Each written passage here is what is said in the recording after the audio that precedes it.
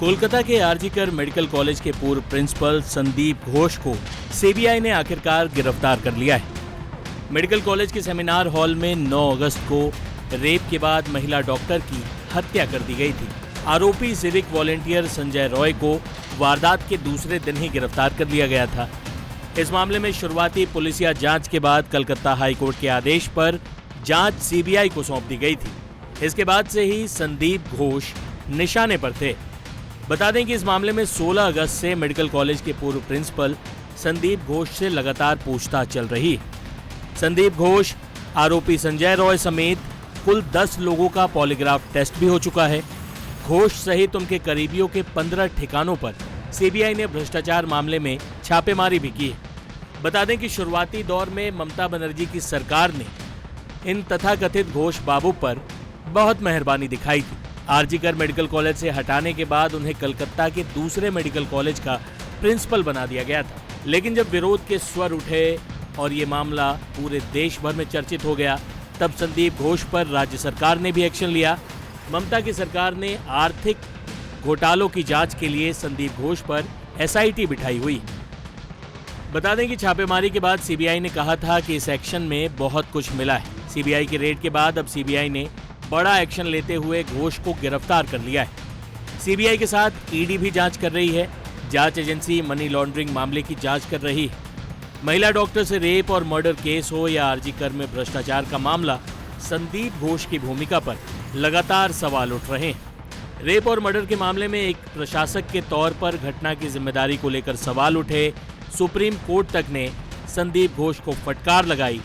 वहीं दूसरे मामले में यानी कि भ्रष्टाचार के केस में भी उन पर सीधे आरोप हैं। कभी संदीप घोष के सहयोगी रहे आरजीकर के पूर्व उपाधीक्षक अख्तर अली ने कोर्ट को बताया है कि संदीप मेडिकल ऑर्गेनिक कचरा, भ्रष्टाचार, सरकारी धन का गबन, विक्रेताओं के चयन में भाई भतीजावाद, कानून तोड़कर ठेकेदारों की नियुक्ति के अलावा कई वित्तीय अनियमितताओं में शामिल। सुनिए डॉक्टर अख्तर अली ने संदीप घोष के बारे में बोलते हुए कुछ दिन पुराने वीडियो में क्या कहा था। सर, आपने 16 साल आरजीकर मेडिकल कॉलेज में काम किया, तो आपने संदीप घोष को बहुत करीब से देखा होगा, उनके साथ भी काम किया। सवाल उठ रहे हैं वो डॉक्टर है या कोई तृणमूल माफिया से कम है? वो तो क्रिमिनल है। डॉक्टर तो उनको कहा ही नहीं जाएगा, क्योंकि जिस दिन से वो ज्वाइन किए हैं उसके पहले ये कॉलेज जो है ये 100 साल पुराना कॉलेज है। इसका जो है ईस्टर्न इंडिया में रैंकिंग 1 नंबर रैंक था। इस कॉलेज में अच्छे अच्छे ब्रिलियंट स्टूडेंट आते थे, लेकिन जनवरी 2021 के बाद इस कॉलेज को ये बर्बाद कर दिया। पैसे के लिए, पावर के लिए ये एक माफिया राज चलाते थे। कौन सा करप्शन नहीं है जो नहीं करते थे वो। मैंने उनको 2023 में एक्सपोज किया था। मीडिया ने इस चीज़ को सामने लाया लोगों के। फिर मैंने जुलाई 2023 को उनके अगेंस्ट में विजिलेंस कमीशन एंटी करप्शन में कंप्लेन किया था। एंटी करप्शन वालों ने फिर हेल्थ डिपार्टमेंट को एक फाइल भेजा था और एक कवरिंग लेटर करके, मगर ये बहुत ही बदकिस्मती है कि उनका कुछ नहीं हुआ, कोई एक्शन नहीं हुआ। अभी लास्ट कल सिट कमेटी फॉर्मेशन किया गया है और आज से उसका इंक्वायरी शुरू हुआ। आज मुझे हेडक्वार्टर में बुलाया गया था, मैं जाके आया हूं और मैं अपना स्टेटमेंट भी दे के आया हूं। उन लोगों ने वीडियो रिकॉर्डिंग किया और मैंने कहा कि जब भी मुझे बुलाया जाएगा मैं कोऑपरेट करूंगा। मगर इस बीच इतना लंबा वक्फा में उन्होंने, डॉक्टर संदीप घोष ने जो जुर्म किया है और स्टूडेंट लोगों का जो जिंदगी से खेला है, इसका जवाब कौन देगा? इसके साथ इंसाफ कौन करेगा? कई स्टूडेंट का उन्होंने लाइफ बर्बाद कर दिया, बहुतों का उन्होंने इंटर्नशिप कंप्लीशन सर्टिफिकेट नहीं दिया।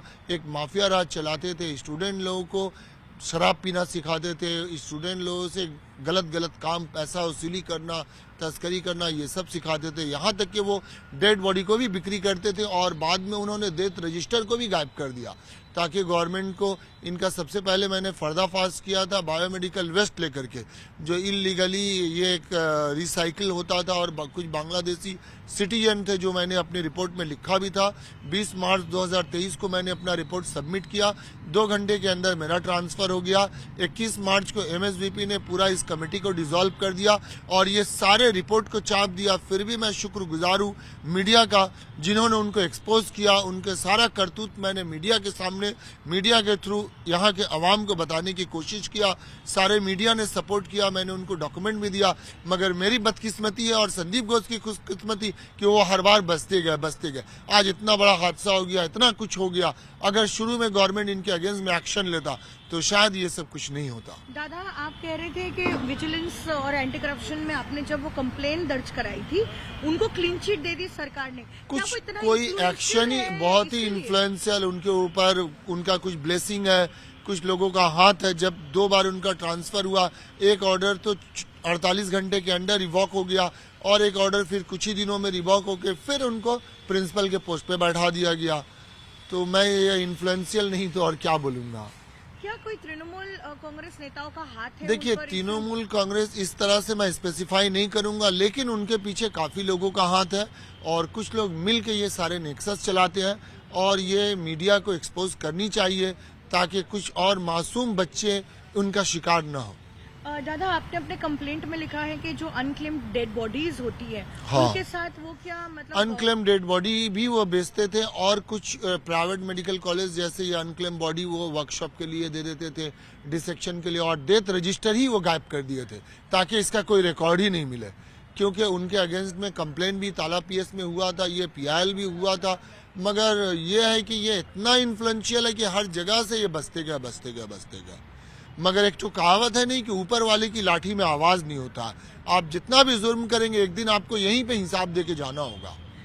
लेकिन अनक्लेम्ड डेड बॉडी का पूरा प्रोसीजर होता है, आप उसको ना बेच सकते हैं और बिना मतलब सारी जी, उसका होता है कि आप एक वेटिंग पीरियड होता है कि आप पुलिस को देते हैं, फिर पुलिस बताती है कि इसका कोई वारिस है या नहीं, लावारिस लाश है। फिर उसको उसके अगर हिंदू है तो हिंदू के तरीके से, मुस्लिम है मुस्लिम के तरीके से, सिख है सिख के तरीके से उसका जो है क्रियाक्रम जो किया जाता है। लेकिन अब कोई वारिस नहीं है। वो इसमें वो अकेला नहीं थे, इसमें काफी सारे लोग मिले थे। फॉरेंसिक मेडिसिन के भी एक डेमोन्स्ट्रेटर उसके साथ इन्वॉल्व थे, क्योंकि कोई भी ये सब काम अकेला एक आदमी कर नहीं रहा, सब मिलजुल के खाते थे। और उनके ऊपर भी कुछ लोग हैं, उनके नीचे भी बहुत लोग काम करते थे। मैं चाहता हूँ सबों का पर्दाफाश हो और इंसाफ हो और इस तरह का लोगों को सजा मिलनी चाहिए। उनको तो इमीडिएट सस्पेंड करके कस्टडी में लेके पूछताछ करनी चाहिए। वो एक समाज के लिए जो पॉइजन है। दादा, एक बांग्लादेश का भी एंगल सामने आ रहा है, वो बायोमेडिकल वेस्ट का कुछ हाँ, दो एक पांचू और रवि बोल के था, वो बांग्लादेशी सिटीजन, वो ये माल को खरीदता था और फिर इसको वो रिसाइकिल करता था। लेकिन बायोमेडिकल वेस्ट को तो रिसाइकिल करना नहीं होता है। नहीं होता, लेकिन ये डॉक्टर संदीप घोष जैसे लोग करवाते थे पैसे की लालच में। ये तो इंसान है या क्या मुझे पता नहीं, क्योंकि ये इंसान और इंसानियत दोनों के लिए खतरनाक है। कभी किसी को हेपेटाइटिस हो सकता है, HIV हो सकता है, कोई भी इन्फेक्शियस डिजीज हो सकता है। इसीलिए मैंने हिम्मत किया ये लड़ाई लड़ने के लिए और मैंने उनको एक्सपोज किया। तो बायोमेडिकल वेस्ट जो बांग्लादेशी नागरिक खरीदते थे, वो क्या बांग्लादेश फिर वो ले जाते थे? मतलब क्या होता था ये जो बांग्लादेशी जो पूरा एंगल सामने आ रहा है? देखिए, ये तो गवर्नमेंट को इंक्वायरी करनी चाहिए थी, मेरा काम था उनको एक्सपोज करना। लेकिन ये उनका खुशकिस्मती है कि उनके अगेंस्ट में अब तक कोई एक्शन नहीं हुआ। फिर भी मैं सरकार का शुक्रगुजार हूं कि कल एक सिट कमेटी गठन हुआ है और सिट कमेटी बहुत एक्शन में है और आज से ही उन्होंने इंक्वायरी शुरू कर दिया। कल मुझे लेट नाइट मैसेज मिला था, मैं सुबह हाजिर हो गया और मेरे स्टेटमेंट भी रिकॉर्ड हुए और मैंने पूरा कोऑपरेट किया और मैं बोल के आया हूं कि जब भी मुझे बुलाएंगे, जरूरत पड़ेगी, मैं बिल्कुल कोऑपरेट करूंगा। सर, कुछ ऐसी भी खबरें सामने आ रही कि अस्पताल में जो एक्सपायरी वाली मेडिसिन होती थी, क्या वो जूनियर डॉक्टर और इंटर्न पर दबाव बनाते थे कि उसका जो है इस्तेमाल किया जाए, जो एक्सपायर्ड मेडिसिन थी? देखिए, ये तो अभी इसलिए क्योंकि मैं 1 साल पहले वहां से आ गया, फिर मेरे एब्सेंस में क्या हुआ वो मेरे लिए बताना मुश्किल है। मगर मैं जब था, जो स्कैम था, सबों का पर्दा मैंने फाश किया, क्योंकि ये समाज के लिए भी क्षतिकारक था, इंसानियत के लिए भी। तो मुझसे जो बन पड़ा, मैंने अपने ऊपर बहुत अत्याचार सहा, मगर मैं उस अत्याचार को कभी किसी को नहीं बताया कि मुझे मारने की धमकी दिया गया, मेरे परिवार को टारगेट किया गया, मेरा सर्विस ब्रेक हो गया, मुझे पेंशन, ये सब शिकायत मैंने इसलिए नहीं किया कि मैं चाहता हूँ इंसाफ हो, लोगों को इंसाफ मिल जाए, मेरे लिए यही बहुत है। ऐसी भी खबरें हैं कि वो जूनियर डॉक्टर्स या फिर स्टूडेंट्स को फेल कर देते थे जबरन, और फिर क्या पैसा लेकर जो है उन्हें पास करने का भी वो काम करते थे? हाँ, ये करते थे। ये तो एकदम पूरा रैकेट था उनके अंडर में, जो ग्रुप में कुछ सब जूनियर स्टूडेंट थे, वो लोग पकड़ते थे स्टूडेंट लोगों को और पैसा वही लोग कलेक्ट करते थे। तो सर क्या वो सुनते थे कि 20-20 सिक्योरिटी गार्ड हाँ, 20 सिक्योरिटी गार्ड हाँ लेके और प्लस 4-4 बाउंसर लेके घूमते थे।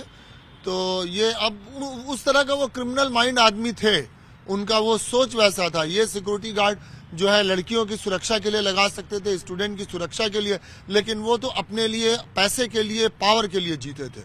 कभी इंसानियत से, स्टूडेंट से उनका नाता ही नहीं रहा। क्या सेक्स रैकेट, ड्रग रैकेट वाकई देखिए, उसमें इन्वॉल्व ड्रग रैकेट के बारे में नहीं पता और सेक्स रैकेट भी ये गलत बात है, बट एडल्टरी होता था। उनके कुछ दोस्त थे जो गेस्ट हाउस में बीच बीच में लड़कियां लेके आते थे और उनका जो जूनियर डॉक्टर या पेट स्टूडेंट लोग थे वो भी कभी कभी लड़कियां गेस्ट हाउस में लेके आते थे। ये बात आखिरी सवाल आपसे, क्योंकि एक जूनियर डॉक्टर का रेप और मर्डर हुआ है, बेहद अनफॉर्चुनेट है ये, तो क्या आपको लगता है कि ये सिर्फ एक रेप एंड मर्डर का केस है या इसके देखिए, पीछे भी चूंकि कोई कारण है? ये मैटर सीबीआई देख रही है और फिर सुप्रीम कोर्ट भी इसमें इन्वॉल्व है, तो मेरे लिए ये कमेंट करना मुनासिब नहीं होगा जब तक इसका रिजल्ट नहीं आता।